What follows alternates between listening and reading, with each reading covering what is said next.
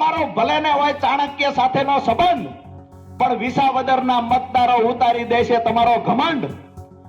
હજુ કોઈના મનમાં વ્યામ હોય તો દ્વારકા જઈને પૂછી તો જુઓ.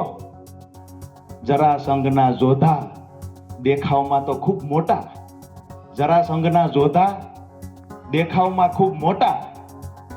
એને કહી દો તાકાત લગાવીને મારે ધીક, એને કહી દેજો તાકાત લગાવીને મારે ધીક, પણ રણ મેદાનની અંદર થવાની છે તો છે ગોપાલની જીત. વિસાવદરની પેટા ચૂંટણી એ રાજનીતિનું કેન્દ્ર અને ત્રણેય પક્ષો એ જીતવા માટે તનતોડ મહેનત કરી રહ્યા છે. ભારતીય જનતા પાર્ટી અને કોંગ્રેસે હજુ નામ જાહેર નથી કર્યા. આમ આદમી પાર્ટીએ ખૂબ પહેલા ગોપાલ ઇટાલિયાનું નામ જાહેર કરી દીધું હતું, જ્યારે ચૂંટણીની પણ જાહેરાત નહોતી થઈ. ગોપાલ ઇટાલિયા લડવા માટે તૈયાર છે. બહુ જ સમયથી એ ત્યાં પ્રચાર કરી રહ્યા છે. ત્યાંના ખેડૂતો, સ્થાનિક લોકોને મળી ત્યાંના મુદ્દા સમજવાનો પ્રયાસ કરી રહ્યા છે. આ બધાની વચ્ચે ગઈકાલે ખેડૂતોની એક મીટિંગ યોજવામાં આવી હતી. રાજુ કરપડાથી લઈને ગોપાલ ઇટાલિયા અને બીજા આમ આદમી પાર્ટીના નેતાઓ એમાં હાજર હતા. રાણપુરમાં એ મીટિંગ હતી અને મીટિંગ દરમિયાન રાજુ કરપડાએ ગોપાલ ઇટાલિયા માટે પ્રચાર કરતા ખેડૂતોને ઘણી બધી વાતો કરી. આના પહેલા ખેડૂતોને અત્યારે કેન્દ્રમાં એટલે રાખવામાં આવી રહ્યા છે કારણ કે વિસાવદરમાં ઘણા બધા ખેડૂતો છે અને એ મોટા ભાગની વોટ બેંક પણ હોઈ શકે. ખેડૂતોના પ્રશ્ન એ દર વખતે રાજનીતિનું કેન્દ્ર પણ રહેતા હોય છે અને એ જ્યારે ચૂંટણી આવે ત્યારે એ પ્રશ્ન બધા નેતાઓને યાદ પણ આવતા હોય છે. એક વિડીયો એઆઈથી બનાવેલો હતો કે જેમાં ગોપાલ ઇટાલિયા અને કેશુબાપા છે.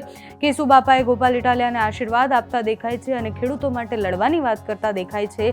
અચાનકથી યાદ આવતા કેશુબાપા અને ખેડૂતો એ આમ આદમી પાર્ટીના અત્યારે ખેડૂતો માટે અને વિસાવદર જીતવા માટેનું એક પ્રયાસ હોઈ શકે છે.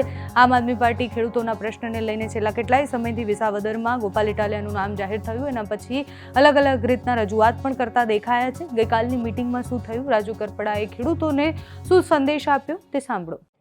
મહત્વની વાત એ છે ખેડૂતો માટે ઇકો ઝોનની વાત હોય તો પણ ભલે, આપણા ખેડૂતોના દીકરાઓના જ્યારે પેપર ફૂટ્યા, આપણા ખેડૂતોના દીકરાઓને નોકરીથી વંચિત રાખવાનું જ્યારે કૃત્ય ગાંધીનગરમાંથી કરવામાં આવ્યું, ત્યારે સૌથી પહેલા મોખરે કોઈ જો મેદાનમાં કૂદી પડ્યું હોય તો એ ગોપાલ ઇટાલિયા કૂદી પડ્યા હતા. જોરદાર તાળીઓથી એને વધાવવા જોઈએ.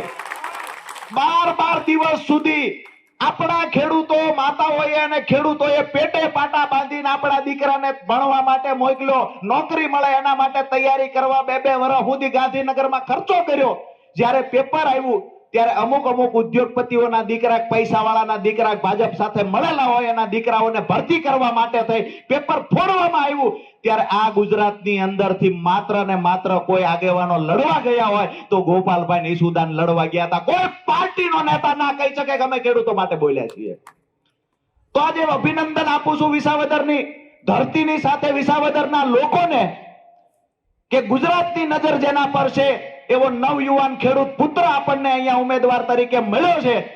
વિસાવદરમાં ગોપાલ ઇટાલિયાની આબરૂ નથી જાતી, આબરૂ આખા ગુજરાતના ખેડૂતોની દાવ પર લાગી છે ને આ તૈયારી સાથે મતદાન કરવા જજો.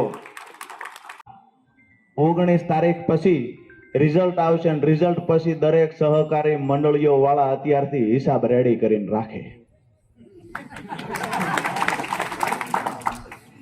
ડીએપી ખાતર નથી મળતું, ડૂબી મરો જેટલા ધારાસભ્યો જીત્યા છો એટલા. ડીએપી ખાતર ન મળે ટાઈમે, યુરિયા ખાતર ન મળે ટાઈમે. ખેડૂતોની કાંઈ વાત આવે, વિકાસની વાતો અહીંયા બધા એન્જિનો ભાજપના છે. છતાંય આજે હું ઈટાળી ગયો તો 1.5 કિલોમીટર શેટે એક પુલ છે, એ પુલ 2 વર્ષથી તૂટી ગયો. ગામમાં જાન આવે તો એ પુલ સુધી આવે ને ત્યાંથી ટ્રેક્ટર મોકલવાના. એટલે આ તો 19મી સદીમાં આથી સારું હતું. એનાથી બદતર હાલત તમે વિસાવદરની કરી છે, એનાથી બદતર હાલત તમે ભેસાણની કરી છે. અમારા ભેસાણનો ઇતિહાસ તો તમે જુઓ. અહીંયા આખા સૌરાષ્ટ્ર જેના પર ગર્વ લઈ શકે એવા તીર્થધામો અમારા ભેસાણમાં છે. અહીંયા જ્યારે પણ તમારે વોટ બેંક કરવાની, રાજનીતિ કરવાની હોય, જ્યારે તમને ચૂંટણીઓ આવે અને મતદારો યાદ આવે ત્યારે આ ભૂમિ તમને પવિત્ર લાગે, ત્યારે આ ભૂમિના ખૂબ વખાણ કરો છો. પણ આ જ ભૂમિનો ખેડૂત દેવાદાર બને, આ જ ભૂમિનો ખેડૂત આત્મહત્યા કરે, એક પણ નેતા ખેડૂતના ખબર અંતર પૂછવા નથી આવતો. આ વાતનું પણ દુઃખ છે. ટ્રેક્ટરમાંથી ઉતરીને કીધું તું કે રાજુ કરપડા જીવે ત્યાં સુધી કોઈના બાપની તાકાત નથી ખેડૂતને ધોકો મારી શકે. અને આજે અહીંયા વિસાવદરની ભૂમિમાંથી પણ કહીને જ આવું છું કે કોઈ ખેડૂતોને ધોકો મારવાની, ખેડૂતને દબાવવાની વાત કરે તો એને કહી દઈ છીએ ખાંડ ખાવશો તમે. જ્યાં સુધી અમે જીવીએ છીએ અમે કોઈ બોગસ નેતા બનેલા નેતા નથી. અમે કોઈ વિશ્વની મોટી પાર્ટી હોવાનો ડોળ કરી અને ફેંકવા માટે આવેલા નેતા નથી. અમે સ્ટેજ ઉપર બીજા અને ગ્રાઉન્ડ ઉપર બીજા આવા ફેંકુ નેતા અમે નથી. અમે તો ખેડૂતો માટે લોહી રેડી દેનારા નેતાઓ છીએ. અને જ્યારે જરૂર પડે ત્યારે હાકલ કરજો. ગઈકાલે રાજુલામાં પણ જઈને કહ્યું છે કે ખેડૂતોનું સુખદ સમાધાન જો હજુ ક્યાંય નાનું મોટું 19-20 થશે તો આ રાજુ કરપડા ફરી વખત રાજુલામાં આખી ટીમને લઈને આવશે. અને એ જ બળદ આપણો પાક ખાવા માંડે તો એને આપણે શું ચડાવવી? શીકલું. આપણે જેને મોટા કર્યા હતા એ આપણને ખાવા માંડ્યા છે. હવે શીકલું ચડાવવાનો ટાઈમ આવી ગયો છે. અને આ ચીકલું ચડાવવાનું કામ ખેડૂત જ કરી શકશે. આ અહંકારી સરકારને પાડવાનું કામ ખેડૂત કરી શકશે. અને હું તો જેટલા